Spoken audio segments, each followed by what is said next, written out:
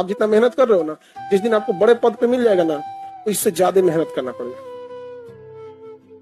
इसीलिए एग्जाम इतना टफ बनाता है कि मेहनत करने की जिन्हें आदत लगी है वही आए यहाँ पे, नहीं तो भाग जाएगा सब नौकरियां छोड़ के। जिनका जॉब लग गया ना, कभी कभी फ्रस्ट्रेट होता है तो फोन करता है सर मन कर रहा है छोड़ दे यहाँ पर। होता है जितना बड़ पद पे जाएंगे उतना ज्यादा होगा यहाँ पर। आप नॉर्मल एसएससी के कर्मचारी बनेंगे, आपको कोई फोन नहीं करेगा, क्या ही कर पाएंगे आप। लेकिन अगर मान के चले कर्मचारी, वही अगर अधिकारी बन जाएंगे फोन आएगा। आज से जस्ट 3 से 4 साल बाद आप लोग इस प्रेम मोहब्बत की दुनिया को वैसे ही अलविदा कर दोगे जैसे आपने खिलौनों को कह दिया। आज आपको कोई लाख अच्छा खिलौना देगा, आपको पसंद आएगा? क्या कहिएगा?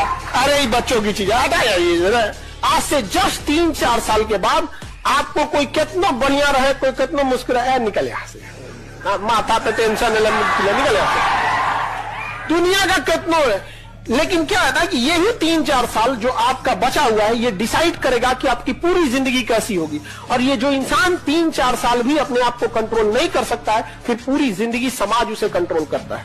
फिर समाज की लात सुनते रहिए, ताना सुनते रहिए यहाँ पर। इसलिए ये 3-4 साल आपको क्या करना है? कंट्रोल। जीवन में एक चीज हमेशा याद रखना, सब लोग गांठ बांध के, जितना आपके चाहने वाले हैं उससे 4 गुना आपको गिराने वाले होंगे। ये हमेशा जीवन में याद रखना। हमको लगभग 20 मिलियन लोग चाहने वाले हैं, तो 20 चौक को 80 मिलियन लोग गिद्ध दृष्टि से देखते होंगे कि एक मौका मिल जाए इसको जमीन में न गाड़ दे तो कहेगा, लेकिन मौके नहीं मिलता है। जब ये लगेगा ना आपको कि आज तो हम खा ले रहे हैं, 2-3 दिन बाद नहीं खा पाएंगे, तो आज आपको थोड़ा दूर जाना पड़ता है, ऑटो में बैठ के चले जाते हैं, पैसा धाए से दे देते हैं। जिस दिन ये स्थिति देखनी पड़ेगी ना, यार गांधी मैदान हम पैदल जा सकते हैं, पैसे नहीं है मेरे पास, 10 रुपये नहीं दे पाएंगे, 10 रुपये अगर रहेगा तो हम एक दिन खाना खा लेंगे, सब्जी ले आ लेंगे। जब ऐसी स्थिति रहेगी ना, तो आपको सामने से भी कोई कहेगा ना हम बतियाते हैं, हम आपसे पसंद करते हैं, तो कहेगा भैया हमारा अपन हालत ठीक ना है, तो आप दूर हो जाओ भाई। आप खुद बच के रहिएगा, क्योंकि कहीं पोल ना खुल जाए। समझ में आ गया कि नहीं आ गया? अगर अच्छा लड़का रहेगा या अच्छी लड़की रहेगी, कोई फर्क नहीं पड़ता है जॉब में है या बेरोजगार है। अच्छे लोग अच्छे ही रहते हैं, उन्हें कभी भी नौकरी या पैसे के तराजू पे नहीं तोलना चाहिए। बहुत से ऐसे बेरोजगार लड़के मिलेंगे ना, जो लाख गुना अच्छा व्यवहार, उन आईएएस पीसीएस से अच्छा उनका व्यवहार होगा। कुछ इतने घमंडी लोग मिलेंगे ना, तो बोलेरो खरीदना उठेगा। तो जरूरी पैसा और नौकरी नहीं है, जरूरी एक अच्छा इंसान है, और अच्छा इंसान हमेशा अच्छा ही रहेगा, चाहे जिस परिस्थिति में रहे। पढ़ाई को वैसे कीजिए जैसे नोट गिनते हैं। पैसा कोई गिन रहा है, मजाल कोई उसका कंसंट्रेशन खराब कर दे, डांट देगा, 2 3 4 5 6 7 8 9।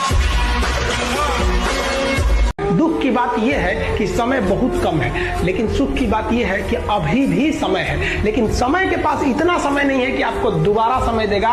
वक्त नहीं लगाइए आपको यह निर्धारित करने में कि क्या करना है, वरना वक्त निर्धारित कर देगा आपका क्या करना है। आपको लाभ होता है जब आपकी पहली पीढ़ी पढ़ती है, तो केवल और केवल आपके परिवार को फायदा होता है। आपको अगर आप अपने पहली पीढ़ी में नौकरी लेने वाले हैं ना, तो केवल आपके परिवार को फायदा होगा। नौकरी मिलेगी टाइम से, सैलरी मिल जाएगा, खाना पीना अच्छा हो जाएगा, घर द्वार अच्छा हो जाएगा। लेकिन जब आपके बाल बच्चे को नौकरी हो जाएगा ना, तो आपके रिश्तेदार तक को फायदा हो जाएगा कि कहीं काम अटक गया तो फोन कर दिए, तो कहेंगे आप बुढ़ापा में कि हाँ हमारा बेटा वहां जॉब करता है। तो दूसरी पीढ़ी जब पढ़ती है तो लाभ किसको होने लगता है? परिवार को भी होने लगता है। और जब तीसरी पीढ़ी पढ़ के नौकरी लेती है तो आपके समस्त जाति को लाभ होने लगता है। SC/ST की अभी मुश्किल से पहली या दूसरी पीढ़ी पढ़ी है, इसलिए जब उनको समस्या आता है तो उनको सुनने वाला कोई नहीं मिलता है। लेकिन अगर अपर कास्ट को देखिएगा तो उनकी 8वीं 10वीं पीढ़ी पढ़ रही है, इसलिए अगर उनको कलकत्ता हाईकोर्ट में कोई दिक्कत होगा तो कहेंगे कि कोई है वहां पे, हमारे बाबू के केस में कहीं रहने होने का एक दिन का व्यवस्था कर दीजिएगा। तो बनारस में तो कभी CA में, कभी वकील में, कभी डॉक्टर में, इंजीनियर में, हर जगह उनका कोई ना कोई क्या मिल जाएगा, रिलेटिव मिल जाएगा। आप PT एग्जाम में बैठिएगा तो PT निकालिएगा अपने आप के करियर बनाने के लिए। जब मेंस लिखिएगा तो मेंस निकालना है माँ के लिए। PT निकालना है खुद को साबित करने के लिए, मेंस निकालना है माँ के लिए। इंटरव्यू में बैठिएगा तो पिता का सीना गर्व से चौड़ा करने के लिए।